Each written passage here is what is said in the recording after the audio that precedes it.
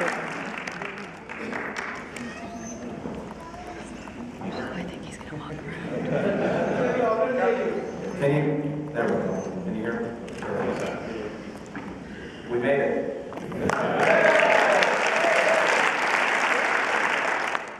You gotta be able to do better than that. I said, we made it! I may refer to a few months later. I don't want to forget any names, but something fun.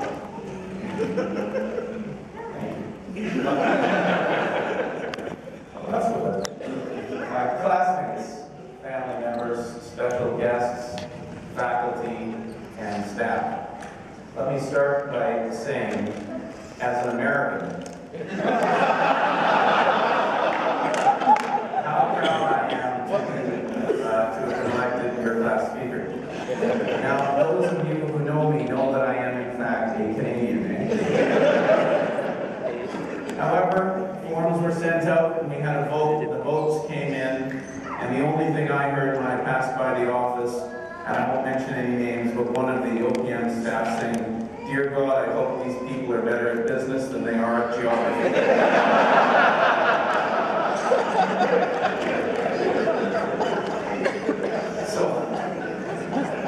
So they made an executive decision, and they decided that as a North American, I could be an American.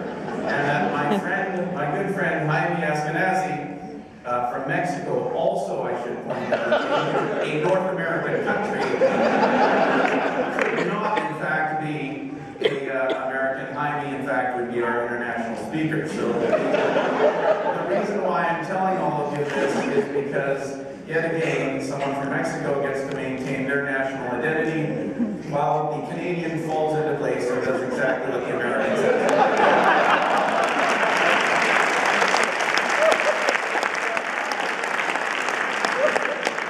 So I stand before you as a proud American, albeit just I'd like to start by extending thanks again to the program staff, but for a slightly different reason. Clearly, Jackie Bauer, Kathleen Mera, Drew Davis, and Aaron Welch have done an extraordinary job. But to the guests, this will come as absolutely no surprise whatsoever. They did a great job working with a very high maintenance group of people, okay?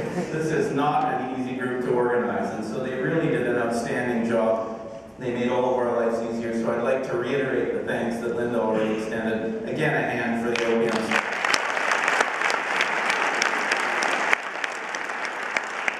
And of course, we'd like to thank you, the family members who held down the fort while we were away.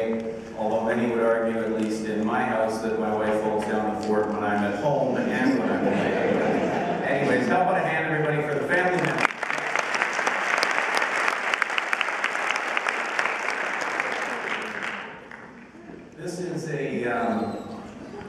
This is a special place where I'm at Harvard, and I think everybody here is well aware of that.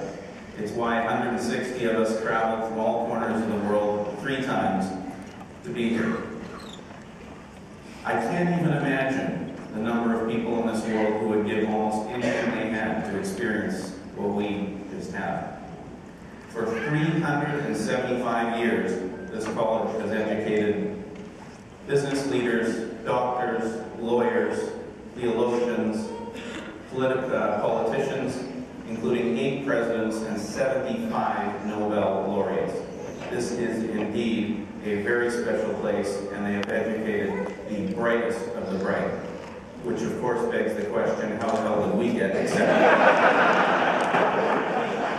That's another story for another day.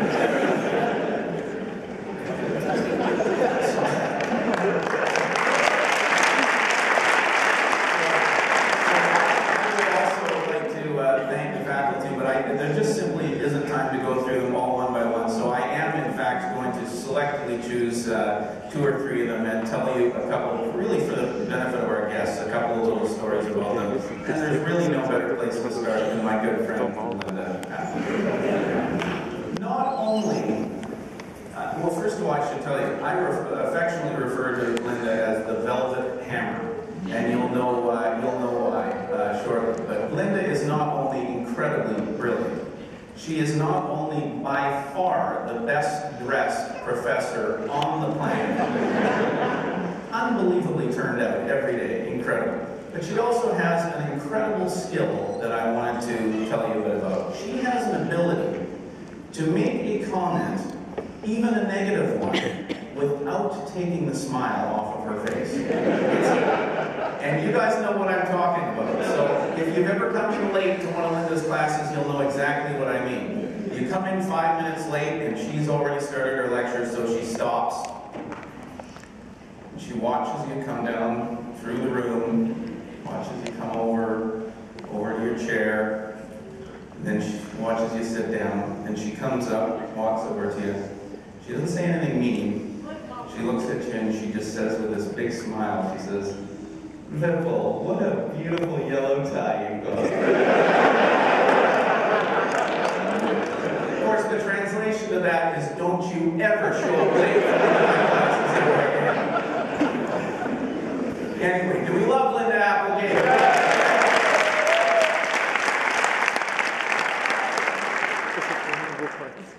I can see him now, my good friend Josh Lerner.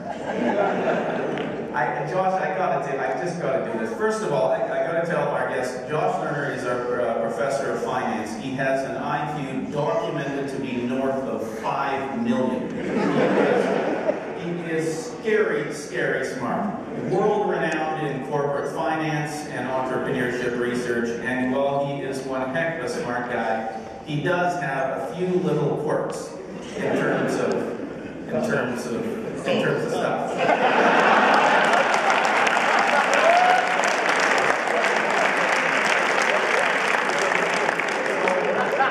So I'm in my first class almost 3 years ago with Josh. We're doing a case, I think it was called Butler Lumber. And Josh asked a question, and he said it was something to the effect of, what do you think of the relative strength of Butler's balance sheet? I thought I prepared for the class reasonably well, and so, I thought about it. I thought, okay, well, just put your hand up. So I put my hand up. Next thing you know, I'm being attacked. He came from right across the room, like this.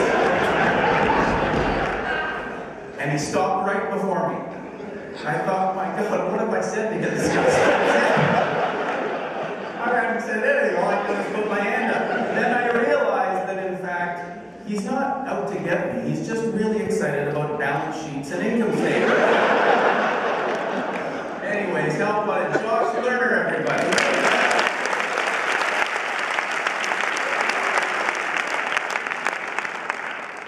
I'll give you one other story, and I got to tell you about this guy, Deepak Malhotra, the master negotiator.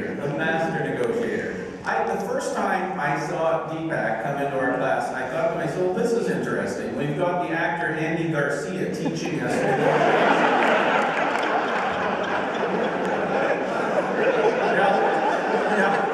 Deepak is a very handsome man, there is no doubt about it, and I tell you, if you'd have to sit there in class, and you guys know what I'm talking about, if you had to watch the ladies in our class asking questions and stuff like that, after a while you would have been forgiven for thinking he was, in fact, Andy Garcia.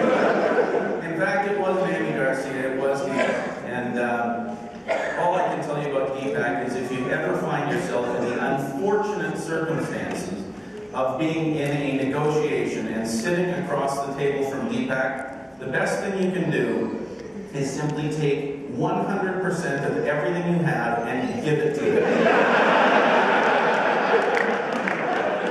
Save yourself the time and the intellectual indignity of getting pummeled in a negotiation.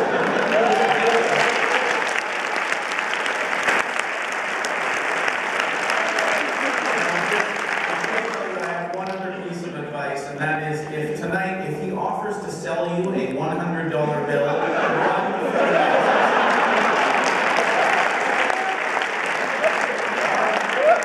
our class tried to buy $100 bills from him, and $8,000 later we realized he was on to something.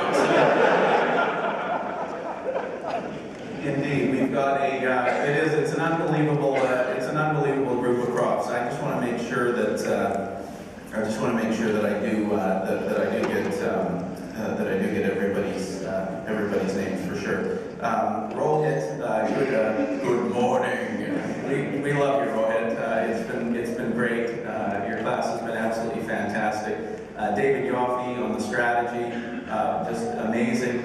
And Cynthia Montgomery, obviously Cynthia Montgomery, who can't be here, but who was just loved by everybody as well on strategy.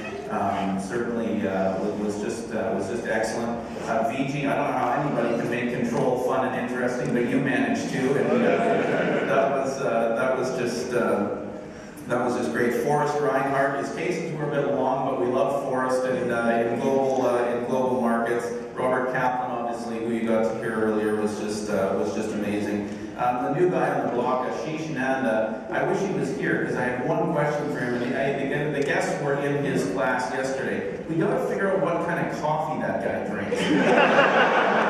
I have never seen energy like that in my life. It's absolutely unbelievable how he moves around the class. And last but not least, the king of leadership and John Dancing Shoes Davis.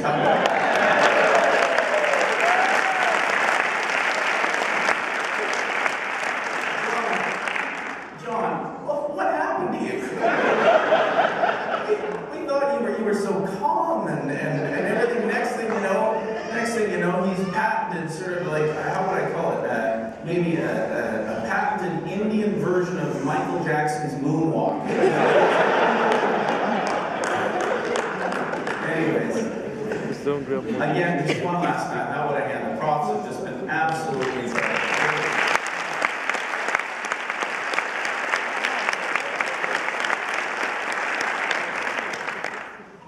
So what have we been doing here at Harvard? Let me tell you what we have not been doing. There's a vicious rumor going around about some partying going on, and that included suggestions of alcoholic beverage consumption, loud music, etc. Not true.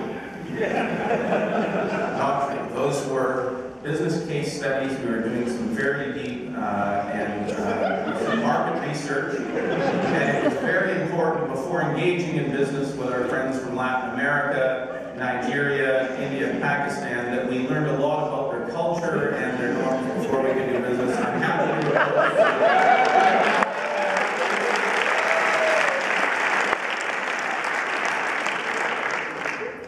Of course, we did have a lot of fun along the way. I'd be lying if I said we didn't. The educational experience, of course, is everything that you would expect from the greatest university in the world. We learned how to think differently and think strategically, think about our businesses, our roles in those businesses, our businesses' roles in the community, and it's been an amazing experience. We learned how small companies can grow to become large companies over time, and how large companies can seemingly become extinct, seemingly overnight. We learned how money and power and influence can be used responsibly, ethically, morally, and we also learn how it can be used with devastating consequences, negatively affecting countless millions of innocent lives. We watched one of our classmates, Pavel Middleton, tell us about his experience at his winery in Chile, devastated in the earthquake of last year, and how he was able to inspire many, many volunteers to come and help rebuild not only the homes, but the lives of his workers who had been so badly affected. Then we got to see a video with one of the heroic Chilean miners from Pavel's winery as he told us about his harrowing experience and what it's like to persevere in the face of despair. Just this week we had a session with the legendary Michael Porter. We learned about shared values and about a new brand of capitalism, Capitalism 3.0, as he referred to it. A new brand of capitalism that, if we do it right, could actually include a few billion more people in the world. And that, to me, whether you agree with it or not, is big, big thinking, and that's why we're here. We've got late nights studying, early mornings in our living groups, frantically preparing for the day's classes. We've strategized, we've negotiated, we've debated, we've exchanged ideas, we've agreed, and believe it or not, on occasion, we've even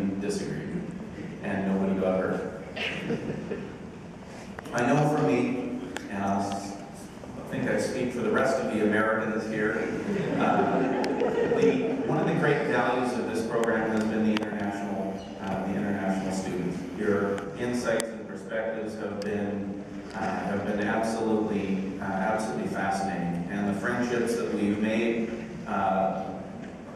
It just tells me for sure that this OPM 41 family is going to live and be around together for a long, long time. And while it's true that there are over 40 countries represented at OPM 41, I would like to actually share a message with our friends from 3 of those countries. So perhaps I could hear your voices. First of all, everybody from the great country of India. And how about our friends from Nigeria? And how about our friends from Brazil?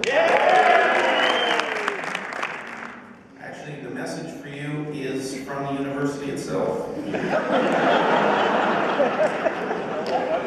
And it says, as a result of the events of the last week, you hereby owe us 1,900 square feet of carpet, 7 lamps, 2 big screen TVs. I'm just kidding. Actually, I do have something, a message I would like to share with you that is maybe, well, it's sincere. I guess while I believe it's true that the United States and Canada, for that matter, have got many, many great years, decades, even centuries ahead of them, I think it's fair to say that when the history books are written on this century, your countries are going to be a huge part of the story. Over 1 in 4 people on this planet live in your 3 countries. In short, this is your moment. It's your time. The decisions that you and your fellow business leaders make over the next 10 to 20 years are not only going to affect the standard of life and living for you and your families and your employees, but countless other people who are yet to find a path to an education, to quality health care, and to medicine and more. I know, having talked with you, that you are aware of this great, awesome opportunity that you've got. But I honestly think, I know that you individually will succeed, but it is really, really important that you bring others with you along the way. And I really don't think you'll feel truly successful and truly happy unless you lift others with you. Your rising tide must lift all boats. And I know, having got to know many of you personally and discussed this at great length with you, that you're aware of what a great opportunity you have. I know and we know that you will be tremendously successful, and we wish you great luck as you carry on that journey.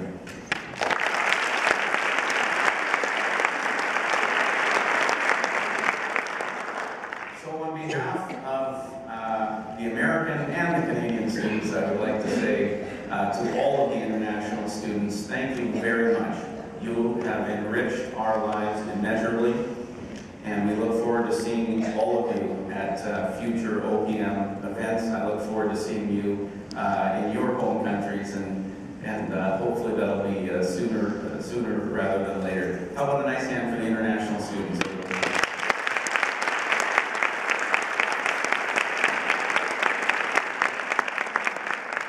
So in closing, I'd like to leave you with a thought. I was trying to think about what I was gonna say here, and I thought I'd share a passage with you it's an excerpt from a speech that was written in 1910, written and delivered by Teddy Roosevelt. It was later, somebody took the liberty of taking this little excerpt from it, and they named it the Arena Speech. And I decided on that because it really talks about a lot of the stuff that we've been talking about here at OPM. What does it mean to be an entrepreneur? Tackling challenges, taking risks, being a tenacious leader. Anyway, I've taken the liberty of renaming it for today's program, and I call it, for today, the Entrepreneur's Dream. And it goes like this. It is not the critic who counts, nor they who point out where another person stumbles, or where the doer of deeds may have done better. The credit belongs to the person who is actually in the arena.